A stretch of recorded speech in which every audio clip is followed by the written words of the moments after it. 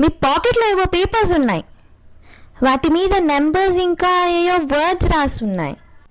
అవునా? హా, అవేవో వేస్ట్ పేపర్స్ అయి ఉంటాయిలే, తీసేయి. అవునా? సరే సరే, నేను తీసే. ఓ పిచ్చి ముఖం దానా, ఇంట్లోకి వెళ్ళి బయటికి రావే, భూకంపం వస్తుంది. ఆగు, చీర కట్టుకొని మేకప్ వేసుకొని అత్తా. అయ్యో రాములా, ఇల్లు కూలిందంటే నీ పీనిగా బయటికి వెళ్తుంది, రావే. అత్త నాగు లాస్ట్ కు గింత పౌడర్ రుద్దుతే అయిపోయినట్టే. ఓ బిత్తిరి ముఖం దానా, అచ్చది చుట్టాలు కాదే, అంతగానం మేకప్ అయ్యా. భూకంపమే భూకంపం. హలో అత్తమ్మ, మీ కొడుకు మాట్లాడతాడట. హలో అబ్బా, ఈ పండగకు పోరగాలం మేము అందరం ఆడికేద్దాం అనుకుంటున్నామే. ఎందుకు తీరాదు బిడ్డ, మీరు ఇక్కడికి వచ్చినా ఆపచ్చంపచ్చా అడిగేటోళ్ళ బిడ్డ. మీరు చేతులున్న సెల్లులా వాట్సాప్ ఫేస్బుక్ చూసుకుంటా కూర్చుంటారు. ఎందుకు తీరాదు బిడ్డ, దారి ఖర్చులు దాండుగా. అరిచేతుల వైకుంటాం, ఉంట తింటాం లేకపోతే వంటాం. సెల్లు పట్టుకొని ఓకే ఇట్ట ఇట్ట ఇట్ట అనుడేనా, కోపానికి వచ్చినట్టుంది అబ్బా. ఎప్పటివే నువ్వు నా ఇంట్లోకి వచ్చినావు? ఓ పిచ్చోడా, మంచిగా చూడు, నేనే. ఓరిత్తా, నువ్వేనా? ఎప్పటికీ నైటీలో చూసి చూసి ఒక్కసారి సీరియల్ చూసేటాలకు భయపడ్డా. నేను అంత భయంకరంగా కనబడ్డానా? రాత్రిలు తిరిగే దయ్యాలు పట్టబాటీలు ఇండాల్లో కూడా తిరుగుతున్నా ఏంది అనుకున్నా. అరే నరేష్, నువ్వు లేవరా? టీచర్, పక్షుల గురించి నీకు అంతా తెలుసా? అంత తెలుసు టీచర్. అయితే చెప్పరా, లేవలేని ఎగరలేని పక్షి ఏంటో చెప్పు. చనిపోయిన పక్షి టీచర్. ఏం మనుషులో ఏంటో అర్థం కావట్లేదు. ఏమైంది వదినా, అలా తిరగ పడుతున్నావు? మన షాప్ కి ఒక కస్టమర్ వచ్చాడు. మీరు ఏ ప్రొడక్ట్ అయినా కస్టమర్ కి రీజనబుల్ రేట్ లో ఇస్తున్నారండి.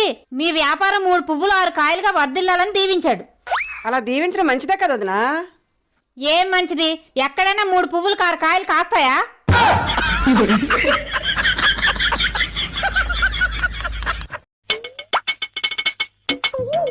ఏరా, సరిపోయిందా?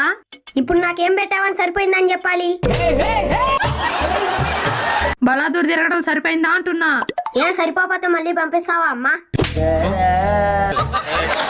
ఏరా, స్కూల్లో నీకు అసలు హోంవర్క్ ఇవ్వరా? ఇచ్చారు, మరి చేసుకోవచ్చుగా. ఎవరు హోమ్ లో కూర్చొని చేయాలో చెప్పలేదమ్మా. ఎవరి హోమ్ లో ఏంట్రా? మన హోమ్ లోనే. మరి మాస్టర్ ఆ మొక్క చెప్పాలిగా. అసలు ఇలా కాదు గాని, నిన్న ఒక ప్రశ్న అడుగుతా, చెప్పరా? సరే అడుగు. రోడ్డుకి ఇరువైపులా చెట్లు నాటించింది ఎవరు? ఆ మాత్రం తెలియదు అనుకున్నావా? అశోకుడు. మరి అలా ఎందుకు నాటించారో తెలుసా? బ్రేకులు పడినప్పుడు ఆ చెట్ల గుద్దిచ్చి ఆపుకోవడానికి. ఏరా, ఇలా ఉన్నావేంట్రా నువ్వు? ఇలా ఉంటేనే గుర్తుపడుతున్నారమ్మా. ఈ ప్రపంచంలో ఎంతమంది ఉండగా మన ఇద్దరమే ఫ్రెండ్స్ ఎందుకు ఏమో తెలుసా? ఎందుకు? ఇద్దరికి బ్రెయిన్ లేదు కాబట్టి. స్టవ్ మీద పాలు పెట్టి బయటకొచ్చాను, లోనకొచ్చి చూసేసరికి పొంగిపోయిన అత్తటి అడిగితే ఏం చెప్పానే, మామ పేరు గడిగితే ఏం చెయ్యాను. అరే మామా, మనకుండే 6 సబ్జెక్టుల గురించి 6 రకాలుగా చెప్తా, వినరా? సరేరా మామా. సూర్యుడు వస్తేనే వస్తుంది వెలుగు, నాకు ఇష్టమైన సబ్జెక్ట్ తెలుగు.